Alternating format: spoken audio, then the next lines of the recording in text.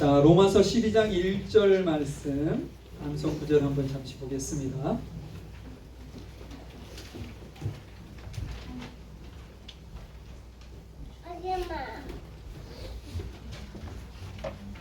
자, 로마서 12장 1절 말씀입니다. 4월 암송 구절이죠. 같이 있습니다. 시작. 그러므로 형제들아, 내가 하나님의 모든 자비하심으로 너희를 권하노니 너희 몸을 하나님이 기뻐하시는 거룩한 산 제사로 드리라. 이는 너희의 드릴 영적 예배니라.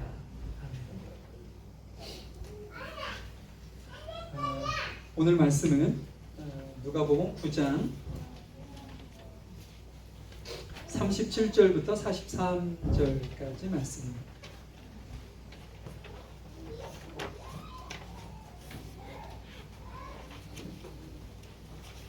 누가복음 9장 37절부터 43절까지 말씀을 저하고 한 절씩 교독하시도록 하죠. 이튿날 산에서 내려오시니 큰 무리가 맞을세. 우리 중에 한 사람이 소리 질러 가리되 선생님, 청컨대 내 아들을 돌아보아 주옵소서. 이는 내 외아들입니다. 귀신이 저를 잡아 졸지에 부르짖게 하고 격렬을 일으켜 거품을 흘리게 하며 심히 상하게 하고야 겨우 떠나나이다.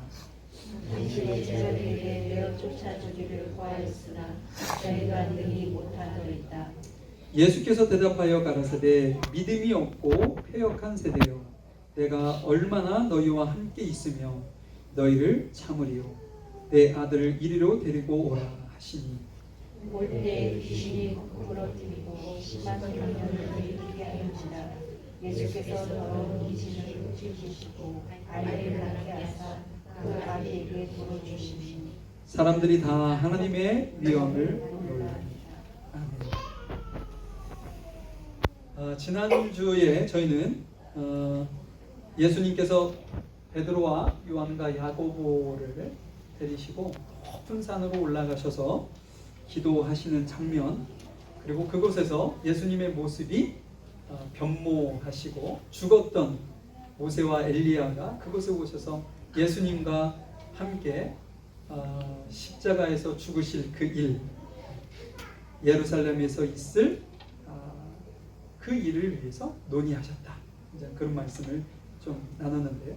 거기서 우리가 알아야 될 게 이제 별세라는 단어를 여러분들이 정확하게 아셔야 된다고 했는데, 이것이 이스라엘 백성들이 애굽 땅에서 출애굽하셨던 엑소도스라는 단어라고 말씀드렸죠. 그래서 예수님의 죽음이 끝이 아니라 새로운 시작이고 탈출이고 소망적인 메시지다. 그래서 우리가 예수님을 믿으면 우리는 영원한 세계, 그러니까 한시적으로 한 민족에게만 약속되어지는 말씀이 아니라 전 인류에게 영원히 약속되어진 그 말씀이 우리의 소망의 말씀이 되어진다. 그래서 베드로는 그곳에 너무 좋아서 예수님의 변모한 그곳에 초막셋을 짓고 영원히 살기를 소망했습니다. 그러나 예수님께서는 산 아래로 내려가자 이렇게 말씀을 하시고 그곳에서 감당해야 할 사명이 있음을 말씀하시면서 내가 또 죽어야 할 것을 말씀하셨다고 지난주 같이 함께 말씀을 나눴었습니다. 자, 오늘은 산 아래로 내려왔을 때 어떤 상황이 되었느냐라는 거예요. 지난주에도 산 아래는 영광이 있는 자리도 아니고 기쁨이 있는 자리도 아니고 어려움과 슬픔과 걱정과 죽음과 해결해야 될 많은 문제들이 있는 것이 산 아래였다라는 말씀을 드렸었어요.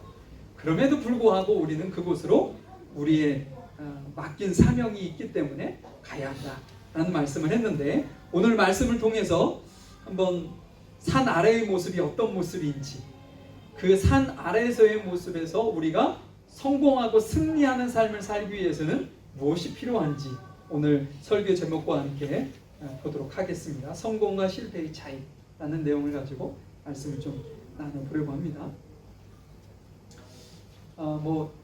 지난주에 댁에서 무슨 어려운 일이 있으셨던 건 아니시죠? 네. 많이 피곤해 보이시는데 오늘따라. 네. 길지 않으니까 한번 집중해서 한번 말씀을 보도록 하시죠. 자, 37절의 말씀입니다. 이튿날 산에서 내려오시니 큰 무리가 맞을세. 이튿날이라고 한 거 보니까 예수님께서 한두 시간 기도하시고 그 높은 산에서 내려오신 것이 아닌 것 같아요. 하룻밤이 지도록, 밤이 새도록 하나님 앞에 기도하는 그런 어떤 장면이지 않았는가라는 것을 우리가 짐작할 수 있는데요. 산 아래에 봤더니 많은 무리들이 예수님을 기다리고 있었던 것을 오늘 본문을 보면 알 수 있습니다. 그런데 거기에 누가 껴 있었을까요? 예수님의 9명의 제자들도 그 안에 무리에 있었다라는 것이죠. 9명의 제자들이 예수님이 내려오시는 그 모습을 보고 큰 위로라고 할까요? 안도감? 그런 것을 느꼈을 것입니다. 왜냐하면 예수님의 9명의 제자들과 큰 무리들이 마가복음에 보니까 논쟁했다. 서로 언쟁이 붙어가지고 큰 소리로 서로 누가 옳으니 누가 그러니 이런 어떤 이야기를 나누고 있었기 때문에 그렇습니다. 거기에 그러니까 예수님을 따르던 그 무리들 보면 한두 명이 아니었죠. 근데 마가복음을 보니까 그 무리들이 예수님의 제자를 둘러섰다 이런 표현이 있었어요. 그러니까 많은 무리들이 소리를 내어서 언쟁을 하는데 그것도 그냥 앞에서 대면에서 하는 것이 아니라 많은 무리들이 삥 둘려 있었으니 이 제자들이 얼마나 무서웠겠어요. 큰 소리도 나고 또 위협감도 느끼고 그랬겠죠. 그런데 예수님이 저 멀리에서 베드로와 요한과 야고보와 함께 산에서 내려오시는 그 장면이 제자들에게 큰 위로함과 기쁜 소식이 되었을 거라는 거예요. 그런데 제자들뿐 아니라 그곳에 있는 무리들도 예수님이 내려오시는 거에 아주 반겼습니다. 자, 한번 보도록 하죠. 자, 38절 39절입니다. 무리 중에 한 사람이 소리질러 가로되 선생님 청컨대 내 아들을 돌아보아 주옵소서. 이는 내 외아들이니이다. 귀신이 저를 잡아 졸지에 부르짖게 하고 경련을 일으켜 거품을 흘리게 하며 심히 상하게 하고야 겨우 떠나가나이다. 어떤 한 아버지가 예수님에게 급하게 소리를 지릅니다. 멀리서 오시는 예수님을 반기는 거일 수도 있고 또한 자신의 어떤 지금 현재의 어려움을 예수님께 호소하듯이 많은 대중들이 있으니까 소리 높여서 예수님께 지금 얘기하는데 어떤 이야기를 하고 있느냐? 저는 외아들이 하나 있는데 그 외아들이 귀신 들렸습니다. 그러면서 그 귀신이 순간적으로 그 아이에게 역사해서 괴성이라고 할까요? 소리를 높게 지르기도 하고 어느 때는 막 마비가 돼서 막 경련을 일으키게 하고 쓰러져서 넘어져서 굴르기게 하고 이를 갈기도 하고 거꾸러져 가지고 막 거품을 물기도 하고 심지어 몸이 상할 때까지 계속 괴롭히다가 그제서야 떠나가나이다 라고 지금 아버지가 예수님께 한마디로 하소연하듯이 예수님께 얘기를 큰 소리로 얘기합니다. 마가복음에 보니까 어떤 내용이 있냐면 이 마귀가 귀신이 자신의 아들을 죽이기 위해서 불과 물에도 막 던진다 이런 표현을 썼어요. 그러니 그 아버지 심정으로 본다면 어떻겠어요? 언제 이런 일이 벌어질지 모르니까 한순간도 자녀의 곁을 떠날 수 없는 심정이지 않았겠어요? 또한 자녀에게 늘 붙어 있다 보니 그 가정은 경제적으로도 어려움이 참 많이 있었을 것입니다. 이것이 마귀 사단이 하는 역할이에요. 파괴하고 죽이는 것이 사단의 역할이다. 그럼 예수님은 어떤 역할이냐? 하나님은 마귀는 파괴자라면 하나님은 회복시키시는 거예요. 마귀는 죽이는 자라면 하나님은 살리시는 자. 그럼 교회의 사명은 뭘까요? 분명하게 나오죠. 교회는요, 파괴하고 상처를 주고 어려움을 주는 그런 공동체가 되어서는 절대로 안 된다는 거죠. 하나님께서 우리에게 말씀하시는 것처럼 살리는 일을 교회에서 해야 되고요. 또한 누군가를 회복시키는 일을 교회에서 감당해야 한다는 것입니다. 이것이 분명하게 우리에게 주는 1차적인 메시지다라는 것이죠. 근데 요즘 교회를 보면 그러지 못한 것이 많이 있어서 안타깝습니다. 지금 요즘에 제가 작년부터 이슈가 됐던 내용인데 이찬수 목사님께서 1만 명 파송인가요? 그 운동을 하시죠. 본인 교회 교인들이 지금 제가 정확하게는 알지 못하지만 거의 2만 명 가까이 되는 것으로 알고 있습니다. 그런데 그 교인들을 나누시겠다는 거예요. 어떻게 나누시냐? 30개의 교회로 쪼개시겠다. 그리고 본인은 내년인가 안식년인데 안식년에 다녀와서 본인이 지금 담임하고 있는 그 교회에 교인이 5,000명 이상이면 본인은 사임을 하겠다까지 엄포를 놓으셨습니다. 그래서 지금 그것을 순차적으로 진행해 가지고 지금 그 본교회 교육자들 중에 15명, 외부에서 15명을 지금 선발하셨다고 합니다. 교회에서. 그런데 그분이 이런 말씀을 하세요. 제가 요즘에 이메일이나 뭐 어떤 문자를 통해서 많은 어려움을 당하고 있습니다. 그 이유는 뭐냐면 왜 분립을 하는지에 대한 항의성 글이 엄청나게 쇄도하고 있다는 것이죠. 근데 그분이 그렇게 할 수밖에 없었던 이유를 어떻게 설명을 하셨냐면 얼마 전에 있었던 명성교회 같은 경우도 자녀에게 세습하는 문제로 국가적인 이슈가 됐었고요. 교인들에게도 큰 상처가 되었고 교계적으로도 엄청난 치명타를 복음이 전파되는 데 있어서 엄청난 치명타를 입은 것이 사실입니다. 그래서 이찬수 목사님께서 본인이 그런 결정을 할 수밖에 없었던 이유는 뭐냐? 본인이 이제 얼마 후면 본인도 은퇴할 때가 올 거라는 거죠. 그리고 교회가 이 정도로 규모가 커졌으니 본인이 사적인 욕심이 들 수도 있겠다. 그래서 본인은 본인이 가졌던 기득권을 내려놓기 위해서 그렇게 선택을 할 수밖에 없었다. 이것이 이제 첫 번째 이유고, 두 번째 이유는 큰 교회가 리더십이 이양될 때 불필요한 덕스럽지 못한 불협화음이 있을 것을 미연에 방지하기 위해서 본인은 이런 결단을 내릴 수밖에 없다라는 어떤 교인들을 설득하는 말씀을 하셨습니다. 그럼에도 불구하고 그 교인 중에 일부는 목사님의 의견에 동의할 수 없고 그렇기 때문에 그것을 하지 못하게 하기 위해서 항의성 메일을 보내고 도전했던 것이죠. 저는 그 이야기를 들으면서 정말 이찬수 목사님의 결단에 너무나도 큰 은혜를 받았어요. 제가 여러분들하고 그런 나눔은 하지 않았지만 제 목회 철학에는 200명이 넘는 그 순간부터 저는 분립개척을 제 목회 철학으로 저는 세워놓은 상태입니다. 우리 교인이 지금은 뭐 그 200명이라는 것은 언감생심이죠. 그래서 제가 여러분들에게 말씀을 드리지 않은 것뿐이죠.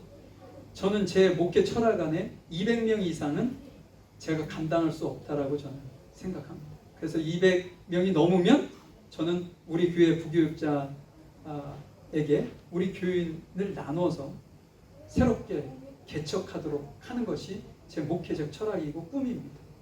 그런데 지금 이찬수 목사님께서 만약에 1만 명을 30교회로 나누면 한 300에서 400명 선입니다. 근데 그 인원이 더 많으니까 인원은 더 되겠죠. 저는 너무나도 성경적이고 훌륭한 선택이라고 저는 봅니다. 교회는 흩어지고 나눠지고 그곳에서 또한 새로운 색깔, 새로운 방법으로 교회가 계속 이루어지는 것이 하나님의 어떤 선하신 뜻이지, 몇만 명이 한 자리에 모여서 호화로운 곳에서 예배하고 자기들만의 잔치를 베푸는 그런 곳은 진정한 교회의 모습이 아니라고 저는 생각합니다. 그런데 왜 성도들은 그것을 반대할까요? 그것이 사단이 주는 유혹입니다. 우리는 교회 건물이 어떤 분들은 그래요. 저는 어느 교회 출신입니다. 그럼 그 교회의 규모를 이야기하는 거예요. 그것이 자신의 신앙인 것으로 착각한다는 거예요. 교회가 멋지게 정말 세워지고 훌륭한 목사님 밑에서 지도를 받고 그 안에 교인이면 본인의 신앙이 그 정도 수준인 것으로 생각을 한다는 거죠. 그래서 나는 어느 교회 무슨 교회 목사님 출신입니다 라는 것을 자랑스럽게 얘기하는 시대가 되고 말았습니다. 여러분, 교회는 중요하지 않습니다. 내가 얼마만큼 하나님 앞에 바르게 서고 있느냐가 더 중요한 것이지, 교회를 멋지게 몇천억을 들여가지고 세우는 그 교회에 내가 소속해야만 내 신앙이 바르다라고만 생각한다면 저희 교회 같은 경우는 소망이 없죠. 그렇지 않겠어요? 그런데 말씀으로 보면 우리 교회는 희망도 있고 소망도 있습니다. 왜냐? 우리가 모여서 하나님 말씀대로 아름답게 세워져 갈 수 있거든요. 하나님께서는 그것을 우리에게 원하시는 것이고, 자, 지금 사단은요 파괴시키려고 그래요. 교회를 파괴시키기 위해서 거대하게 크게, 그래서 프랜차이즈처럼 지역마다 브랜드하듯 자신의 이름을 사용해서 교회를 개척하도록 하는 것까지도 유혹을 받고 있습니다. 여러분, 우리는 이런 어떤 사단의 마귀의 간교한 계략으로부터 우리가 우리 스스로를 지켜야 돼요. 교회를 지켜야 되고 승리해야 한다는 것이죠. 지금 한 아이를 마귀가 파멸의 길로 완전 뭐랄까요? 죽음의 길로 어릴 적부터 지금까지, 지금 나이는 얼마나 됐는지는 모르겠지만 지금까지도 그렇게 해왔다라고 성경은 말씀하고 있습니다. 그 사실을 가슴 아프게 어릴 적부터 아이를 바라봤던 그 아버지가 어느 날 예수님의 소문을 듣게 된 거죠. 그래서 예수님 앞에 그 아이를 데려오게 합니다. 왜? 예수님은 회복의 하나님이시고 생명의 하나님이시기 때문에 그 아이를 데려오면 고칠 수 있겠다라는 마음을 가지고 예수님 앞에 왔는데, 마침 예수님께서 그때 3명의 제자를 데리고 높은 산에 기도하러 올라가시게 된 것이죠.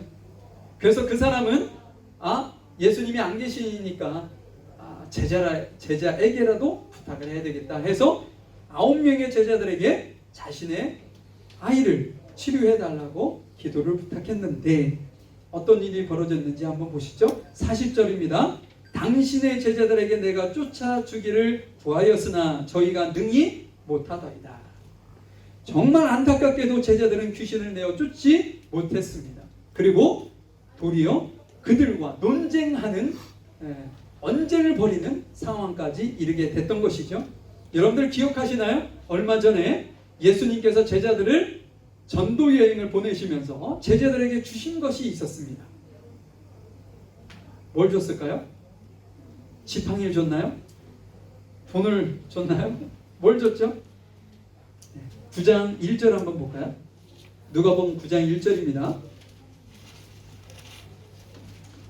1절을 보니까 예수님께서 12제자를 불러 모으사 모든 귀신을 제어하며, 일부 귀신도 아니고 모든 귀신을 제어하며 병을 고치는 능력과 권세를 주셨다.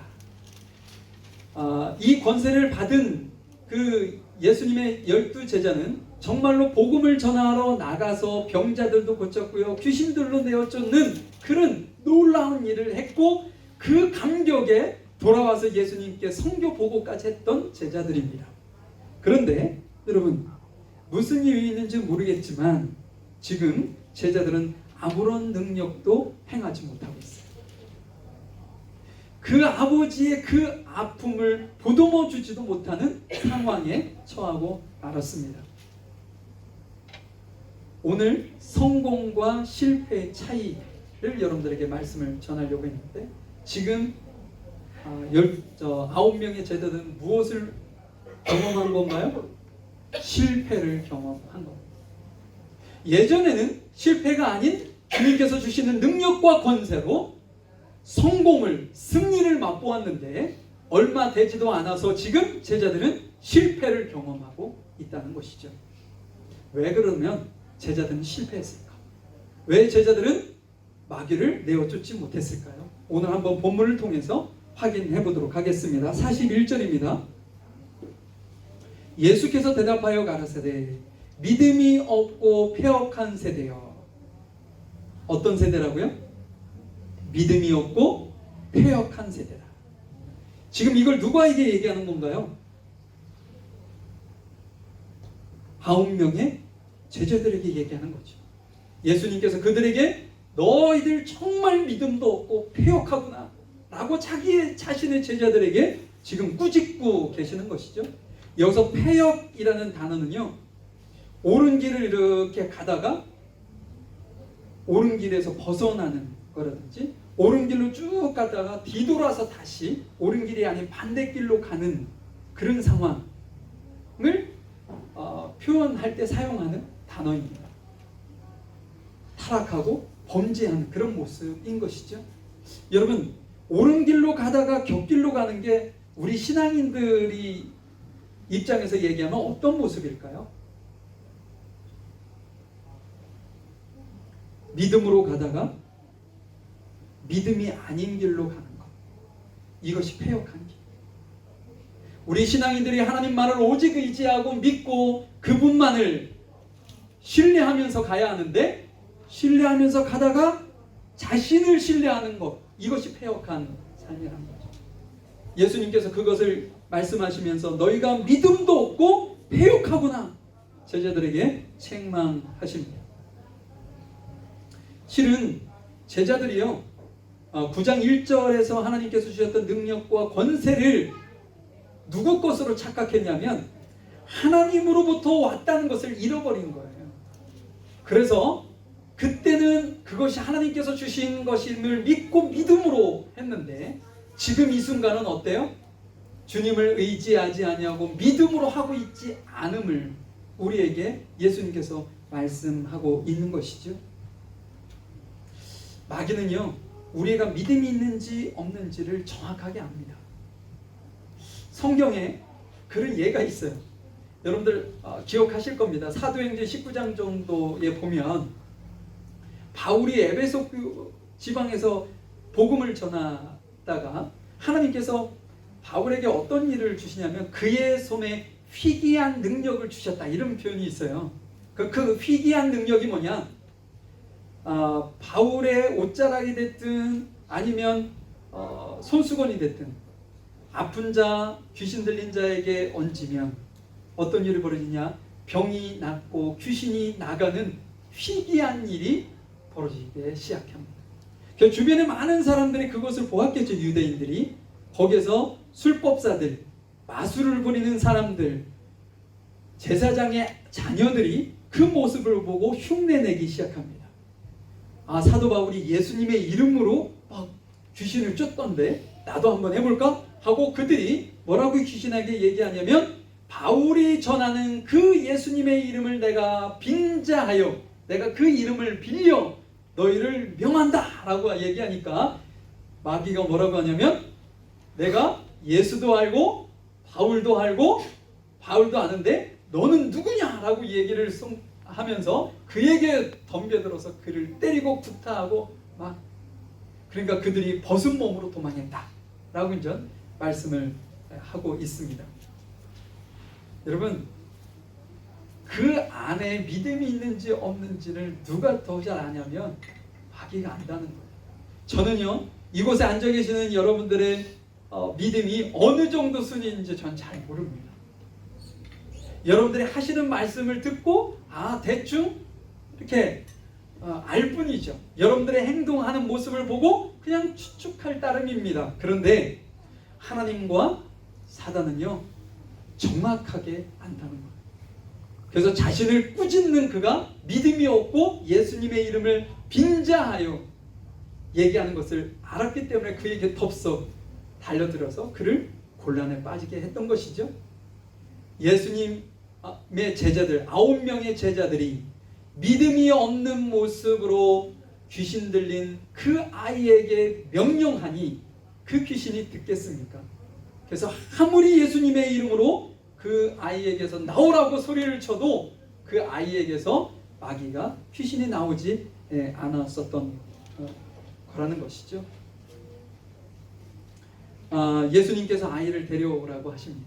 그리고 그 아이에게서 귀신을 내어 쫓기 위해서 그 아이를 데려오라고 하는데 어떤 일이 벌어지는지 한번 보죠. 42절입니다. 42절에 보니까 올 때 귀신이 거꾸로 들이고 심한 격렬을 일으키게 하는지라 예수께서 더러운 귀신을 꾸짖으시고 아이를 낫게 하사 그 아비에게 도로 주시니라. 예수님께서 그 아이를 고치기 이전에 귀신은 발악을 합니다. 그래서 거꾸로 들이고 거품을 물게 하고 격렬을 일으키게 했다라고 이제 본문은 말씀하고 있는데요. 제가 이제 누가복음이 이제 그만 보고요. 마가복음으로 넘어가려고 합니다. 마가복음 한번 9장을 한번 보도록 하죠. 누가복음 전에 있는 것이 마가복음이죠. 마가복음 9장입니다.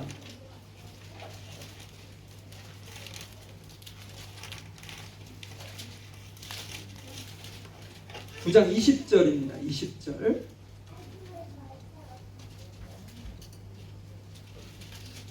그 아비가 자신의 아이를 예수님께 데려오려고 하는 찰나에 여기서 경련과 함께 막 이렇게 거품을 물고 이랬다고 말씀드렸죠. 그런데 그렇게 하게 된 동기를 누가복음에서는 기록하고 있지 않지만 마가복음에서는 기록하고 있기 때문에 제가 거기를 보려고 하는 거예요. 자, 20절. 이에 데리고 오니 귀신이 예수를 보고, 귀신이 어떻게 했다고요? 예수를 보고 곧 그 아이로 심히 격렬을 일으키게 하는지라. 그냥 격렬이 일으킨 것이 아니고 마귀가 예수를 보았기 때문에 격렬을 일으킨 거예요. 그러면 예수를 그 아이가 보면 안 되도록 안 되는 이유가 있었겠죠. 그 아이가 예수님을 보는 순간 모든 문제가 풀리기 때문에 그래요. 더 이상 본인이 그 아이의 안에 들어가서 자지우지할 수 없는 상황이 벌어질 것이기 때문에 그래요. 또한 아까 여러분들에게 말씀드렸지만 사단은 어때요? 파괴하고 죽이는 것이 목적이지만 예수님은 어때요? 살리고 생명을 회복시키는 것이 목적이기 때문에 예수님을 그 아이가 보는 즉시 본인의 어떤 영향력 안에서 벗어날 수밖에 없다는 것을 알았기 때문에 그 마귀는 그가 예수님을 보지 못하도록 하기 위해서 발악을 하도록 지금 하고 있다라는 사실인 것이죠. 여러분, 우리가요 어떤 사람이 믿음이 있느냐 믿음이 없느냐를 아는 방법 중 또한 믿음을 가지고 꾸준하게 주님 앞에 가도록 할 수 있는 방법 중 하나가 무엇이냐? 우리가 주님 앞에 시선을 고정하는 겁니다. 하나님의 말씀에 우리의 시선을 고정하는 거예요. 예수님을 끝까지 바라보고 예수님을 끝까지 따르면 우리 안에 믿음이 풍성하게 충만하게 있을 수밖에 없다는 것이죠. 지금 사단은요 우리에게 주님을 보지 못하도록 많은 것으로 우리를 유혹하고 넘어지게 합니다. 여러분들, 마귀는 지금 우리 아이에게 있었던 것처럼 나에게 동일하게 내가 쓰러져서 거품을 물고 헛소리를 하고 막 격련이 일어나고 이런 일이 내 삶에 없으니까 마귀는 나하고는 별개 사안이야 라고 생각하실 수도 있는데 그것은 착각입니다. 우리에게 그런 것이 없을 뿐이지 사단은요 많은 것으로 본인을 포장해서 우리 곁에 너무나도 가까이에 와 있습니다. 우리가 예수님을 보는 것이 하나님의 선하신 뜻이라면 사단은 우리가 예수님을 보지 못하도록 만들 거예요. 그러면 여러분들의 삶 속에서 내가 주님 앞에 시선을 고정하지 못하도록 만드는 것이 무엇인지 한번 이렇게 슬쩍 스캔해 보시면 이것을 사단이 카멜로온처럼 색깔을 변화서 내 곁에 있는 것이구나 라는 것을 여러분들이 아실 수 있다는 것이죠. 지난번에 제가 기도를 해야 하는데 우리가 기도를 왜 못하느냐? 한 가지 예를, 우리가 너무 바쁘다 라는 말씀을 드린 적이 있어요. 한번 그걸 예를 한번 들어볼까요? 우리가 너무 바쁘면요, 성경 읽을 시간도 없고요, 기도할 시간도 없고요, 심지어는 예배 드릴 시간도 없게 우리를 빼앗게 만듭니다. 뭐가요? 너무 바쁜 일상. 그렇다면 마귀는요, 내가 마귀다, 내가 귀신이다 이렇게 얘기하고서 우리 곁에 있지 않는다는 거예요. 아닌 척하고 있는데 어떤 것이 아닌 척하고 우리 곁에 있는 것이냐? 우리의 일상을 너무 바쁘게 만드는 그 삶이 마귀가 우리를 유혹하는 하나의 방법일 수 있다는 것이죠. 우리가 바삐 열심히 살아야죠. 그건 맞습니다. 그러나 우리가 너무 바빠서 우리의 시선을 주께 고정시키지 못하게 만든다면 그 또한 우리가 분별을 해야 하는 것이다. 제가 아는 어떤 청년은요, 친구들이 너무 많아요. 그래서 한 친구하고, 저는 거의 대부분 이렇게 뭐랄까 몇몇 골라져 있는, 저하고 마음을 이렇게 나눌 수 있는 몇몇 친구들하고 깊이 사귀는 성격이거든요. 그래서 저에게는 많은 친구들이 없어요. 근데 정말 인생을 깊이 나눌 수 있는 소수의 친구들은 꽤 있습니다. 근데 그 친구는 정말 많은 친구들을 가지고 있어요. 그래서 한 사람하고 매일같이 만나는 게 아니라 매일같이 친구를 번갈아 가면서 만나는데도 늘 바빠. 뭐니? 친구 만나고 있어요. 그 정도로 친화력이 뛰어난 친구가 있어요. 여러분, 그 친구에게 제가 했던 권면이 뭐냐? 그 친구들이 너에게 유익은 줄 수 있을지 모르지만 너가 만약 주께 향하는 마음이 그 친구로 인해서 그릇해지고 바라보지 못하도록 만든다면 그것은 너에게 준 유익이 아닐 거라 제가 했던 기억이 납니다. 여러분들의 삶을 한번 보시죠. 이건 제가 잠깐 예를 든 것뿐이고요. 여러분의 삶 속에서 여러분들의 시선이 주님을 향하지 못하도록 만드는 많은 것이 있다면 그것을 여러분들 철저하게 분별하실 필요가 있습니다. 그래야 우리가 사단에게 지지 않는 것이고 우리의 믿음을 잃지 않는 방법이 된다는 사실이죠. 자, 지금 마가복음 피고 계신데 22절로 한번 내려가 보도록 하겠습니다. 자신의 아들이 막 그렇게 버품을 물고 있어요. 그랬더니 예수님께서 21절 언제부터 그랬냐? 라고 물으니까 그 아비가 어릴 때부터 그랬다라고 얘기를 하는데 귀신이 저희를 죽이려고 물에도 던졌다 라는 이야기를 하면서 여기서 아주 중요한 이야기를 합니다. 무엇을 하실 수 있거든 우리를 불쌍히 여기사 도와주소서라고 그 아비가 예수님 앞에 구합니다. 무엇을 하실 수 있거든. 누가 하는 거예요? 예수님께서 무엇인가 하실 수 있거든, 저희들을 위해서 무엇인가 하실 수 있거든 저희를 좀 도와주시기를 원합니다 라고 얘기하니까 예수님께서 뭐라고 하시냐면 23절 할 수 있거든이 무슨 말이냐, 믿는 자에게는 능치 못할 일이 없느니라 라고 책망을 합니다. 할 수 있는 것이 아니라 믿음이 있는 자에게는 모든 것이 가능하다 라는 얘기로 아비를 책망하는 것이죠. 그랬더니 24절 그 아비가 바로 이렇게 얘기합니다. 오늘 제가 여러분들하고 얘기하려고 하는 건데요. 내가 믿나이다 나의 믿음 없음을 도와주소서.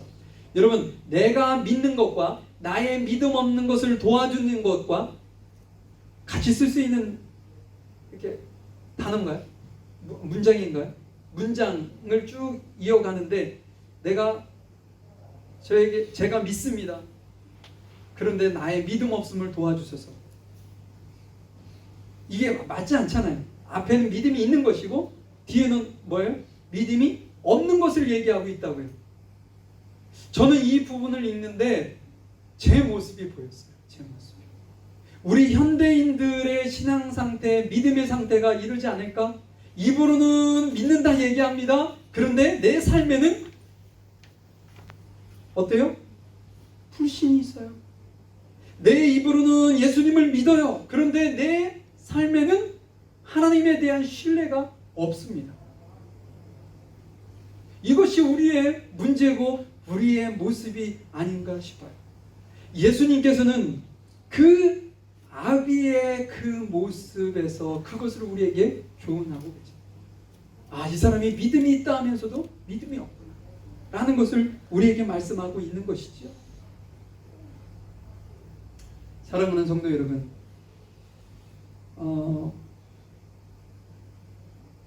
예수님은 우리에게 믿음을 요구하십니다. 그 아이가 치료되고 귀신이 떠나가는 방법, 그것은 엄청난 무엇인가 해야만이 이루어지는 것이 아니라 예수님께서 우리에게 나를 믿기만 해 라고 말씀하고 계신다는 거죠. 근데 이것이 쉽지 않아요. 그죠? 입술로는 이게 믿음이 고백되어지는데 내 삶에서는 그것이 되어지지 않는 거죠. 제자들의 실패는 무엇이 없어서 실패한 건가요? 믿음이 없어서 실패한 것입니다. 예수님의 성공, 승리는 믿음이 있기 때문에 성공한 것이죠. 그래서 믿음과 성공의 차이는 무엇이냐? 믿음이 있느냐, 믿음이 없느냐를 우리에게 지금 말씀하고 있습니다. 오늘 조금만 더 볼까요? 28절, 29절 말씀을 보도록 하겠습니다. 마가복음 9장 28절, 29절. 제자들이 바깥에서 그 당시에 예수님이 귀신을 내어쫓는 그 자리에서는 차마 이게 뭐라고 할까요? 체면이 있어서 이야기를 못한 것 같아요. 근데 예수님께서 제자들과 조용한 곳에 집에 들어오시자 제자들이 예수님께 여쭈어봅니다. 28절 끝부분, 우리는 어찌하여 능히 그 귀신을 쫓아내지 못하였나이까. 그때 예수님께서 이렇게 얘기하십니다. 기도 외에는 다른 곳으로는 이런 유가 나갈 수 없느니라 라고 말씀합니다. 그러면 예수님께서 하시는 말씀은 뭐예요? 우리 이런 이유가 나오려면 우리의 삶 속에 뭐가 있어야 되는 거예요? 기도가 있어야 된다는 거죠. 근데 마태복음의 17장에 보면 이 동일한 부분을 뭐라고 표현을 하냐면 너희들이 믿음이 작구나, 믿음이 없다라고 얘기하면서 여기 겨자씨에 하나일 만한 믿음이 있어도 이 산을 들어 저 산으로 옮기라 해도 옮길 것이다, 이런 말씀을 하세요. 한 곳에서는 기도라고 표현했고 한 곳에서는 믿음이라고 표현을 했습니다. 여러분, 믿음은요, 만약에 우리가 기도하지 않는다면 우리 안에 있는 믿음은 소멸하게 돼 있어요. 우리가 주님 앞에 기도하는 그 어떤 이유나 기도할 수 있는 것은요, 우리 안에 믿음이 있기 때문에 기도할 수 있는 거예요. 근데 만약에 우리 안에 기도를 하지 못하고 기도를 할 수 없다면 그 기도하지 않는 그 자체가 우리의 믿음을 소멸시키는 요소가 될 수 있다라는 것이죠. 지금 예수님께서 우리에게 기도를 요구하십니다. 믿음을 요구하십니다. 그런데 이것은 하나입니다. 신. 기도인데 믿음의 기도가 아닌 이상 그 기도는 아무런 힘도 없고 소망도 없는 것이죠. 우리에게 믿음을 요구하시는데 너희들이 나를 향한 믿음이 있다면 믿음으로 기도할 것을 우리에게 말씀하고 있는 것입니다. 자, 말씀을 좀 마무리해 보도록 하죠. 성공과 실패의 차이는 어디에 있다고요? 믿음에 있다고 했습니다. 믿음이 있느냐? 믿음이 없느냐? 여기에 있다고 했습니다. 산 아래서의 삶은 힘들고 어렵고 고난과 역경이 있는 삶인데 그 산 아래로 예수님께서는 우리를 몰고 가십니다. 그러면 그 안에서 우리가 승리하고 성공의 삶을 살기 위해서는 어떠한 자세가 필요하냐? 주님을 전적으로 의지하는 믿음이 필요하다. 여러분들 초지일관이라는 표현 아시죠? 초지일관. 처음에 세운 뜻을 끝까지 지키고 간다 라는 의미가 될 겁니다. 초지일관. 근데 저는요, 이것을 보면서 초지일관이라는 단어가 생각났어요.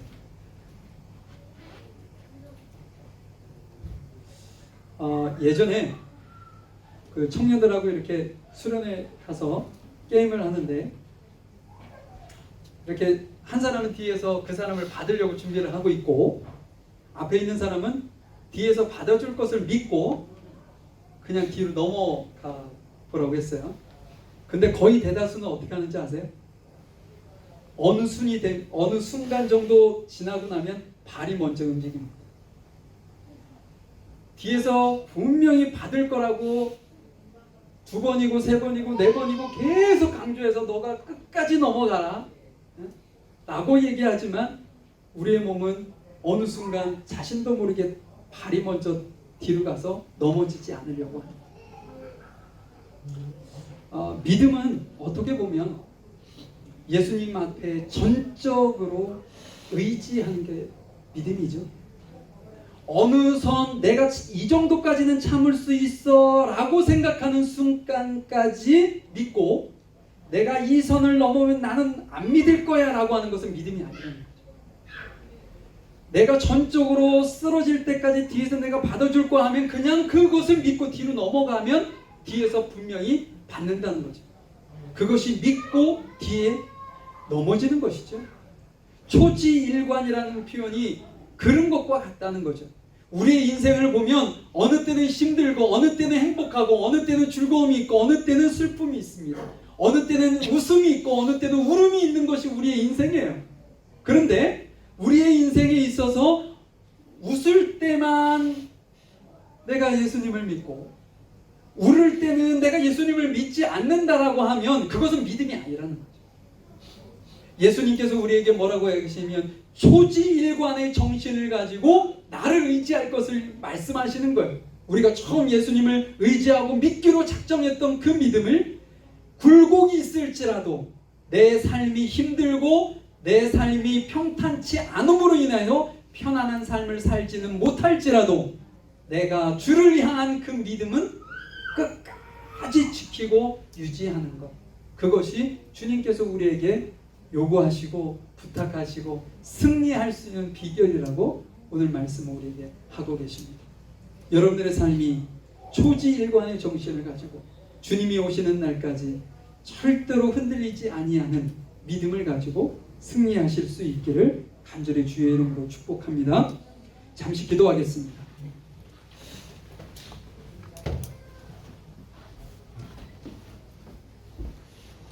사랑과 은혜가 풍성하신 아버지 하나님, 주님의 귀한 은혜 감사합니다. 그 아버지가 어릴 적부터 자기의 자녀가, 자신의 아들이 귀신의 어떤 억압으로부터 자유하지 못하고 어느 때는 불로 어느 때는 물로 뛰어들기도 하고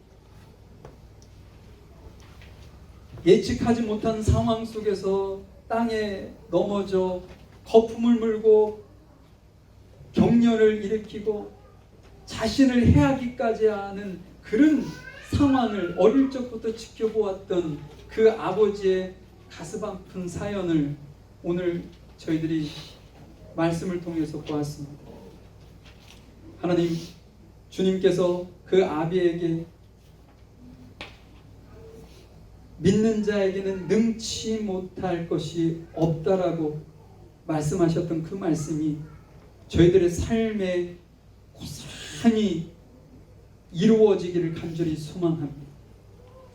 저희들이 초지일관하는 정신을 가지고 주님 앞에 믿음을 가지고 믿음의 어떤 결단함으로 주님 앞에 나아갈 수 있는 저희들이 되어질 수 있도록 인도하여 주시옵소서. 그로 말미암아 힘들고 어려운 세상 속에서도 늘 승리자의 삶, 성공자의 삶을 살아갈 수 있도록 도와주시고, 믿음이 없음으로 인하여 실패하는 그런 어리석음을 범치 아니하도록 저희들에게 은혜를 베풀어 주시기를 간절히 소망드립니다. 이 시간 저희들의 기도와 모든 것을 들으시고 응답하신 줄 믿고 감사드리며 사랑 많으신 예수님의 이름으로 기도하였습니다. 아멘. 지금은 우리 주 예수 그리스도의 크신 은혜와 아버지 하나님의 무한하신 사랑하심과 성령님의 인도하시고 내주하시고 교통하시고